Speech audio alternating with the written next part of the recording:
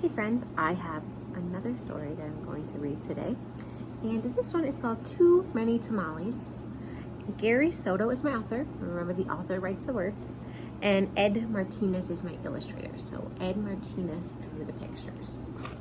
So let's see what Too Many Tamales is about. Snow drifted through the streets, and now that it was dusk, Christmas trees glistened in the window. Maria moved her nose off of the glass and came back to the counter. She was acting grown up now, helping her mother make tamales. Their hands were sticky with masa. "That's very good," her mother said. Maria happily kneaded the masa. She felt grown up, wearing her mother's apron. Her mom had even let her wear lipstick and perfume. If only I could wear my mom's ring, Maria thought. Maria's mother had placed her diamond ring on the kitchen counter. Maria loved that ring. She loved how it sparkled, like their Christmas tree lights. When her mother left the kitchen to answer the telephone, Maria couldn't help herself. She wiped her hands on her apron and looked back at the door. What do you think she's going to do with that ring? "I'll wear the ring for just 1 minute," she said to herself. The ring sparkled so brightly on her thumb. Maria returned to kneading the masa, and kneading means she's kind of going like this to it, mixing it all together with her hands, pumping up and down. On her thumb, the ring disappeared and then reappeared in the sticky glob of dough. Her mother returned and took the bowl from her. "Go get your father for this part," she said. Then the three of them began to spread masa into the corn husks. Maria's father helped by plopping a spoonful of meat in the center and folding the husk. He then placed them in a large pot on the stove. They made 24 tamales as the windows grew white with delicious smelling curls of steam.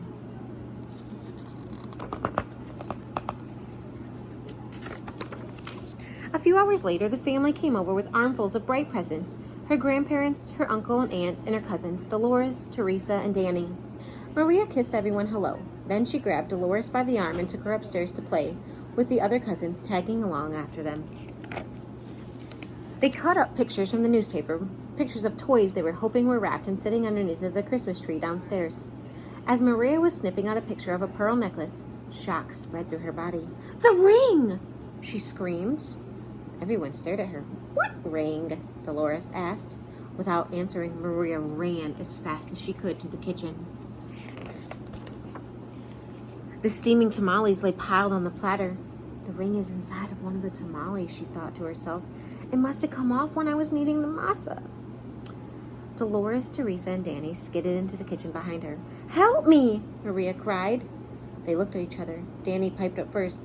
"Well, what do you want us to do?" "Eat them," she said, "and if you bite something hard, tell me."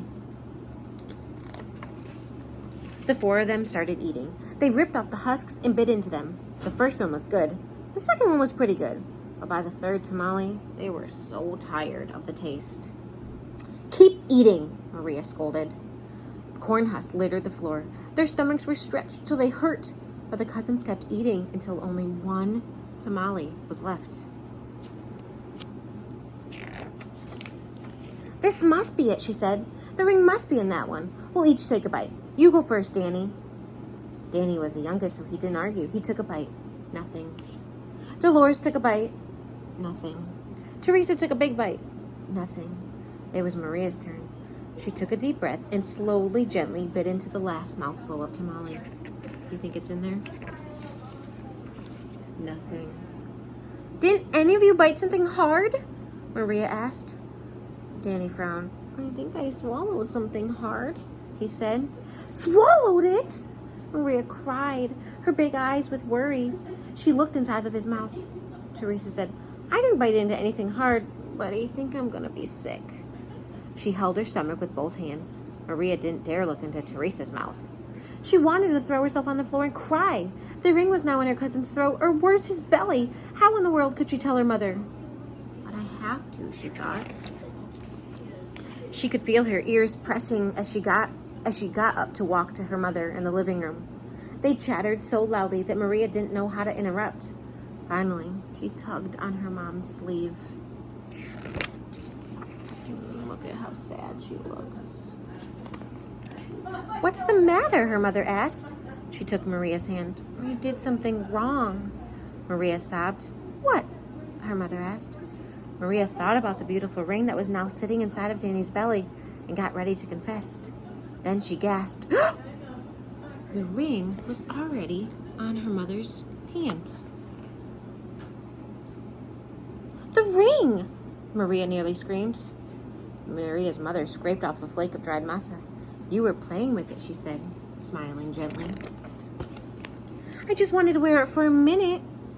And then she told her mom about how they had just eaten all of the tamales. Her mother moved the ring a little on her finger. It winked a silvery light. Maria looked up and Aunt Rosa winked at her too. Well, it looks like we'll have to make some more tamales, Rosa said cheerfully. Maria held her stomach tight as everyone filled in the kitchen, joking and laughing. At first, she felt like she was going to cry as she kneaded the great bowl next to Aunt Rosa. As she pumped her hands up and down, a leftover tear fell from her eyelashes into the bowl and for just a second rested on her finger, sparkling like a jewel. Then Rosa nudged her with an elbow and said, Hey, Nina, it's not so bad. Everyone knows that the second batch of tamales always tastes better than the first, right? When Dolores, Teresa, and Danny heard from the other side of the room, they let off a groan. Ooh, the size of 24 tamales. They were full. Then Maria couldn't help herself. She laughed, and pretty soon everyone else was laughing, including her mom. And when Maria put her hands back into the bowl of masa, the leftover tear was gone. The